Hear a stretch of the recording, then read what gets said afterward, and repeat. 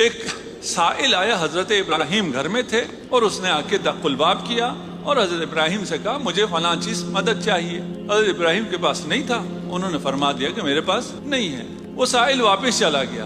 عتاب پروردگار ہوا کہ ابراہیم یہ سائل تھا، تیرے در آیا تھا، خالی کیوں پلٹا دیا؟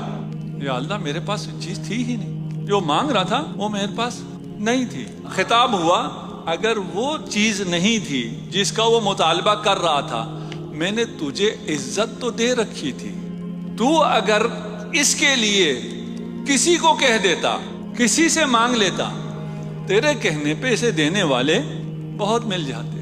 اب اپنے اپنے غریبانوں میں جھانکیے کہ اگر ہم ایک ٹیلی فون کال کر دیں، ہم کسی سے کہہ دیں، بہت سے غریبوں کا مسئلہ حل ہو جاتا۔ جب کوئی مریض آتا تھا، والد معظم رحمت اللہ علیہ، ان کے پاس وہ ڈاکٹر کو فون کرتے تھے، اچھا بات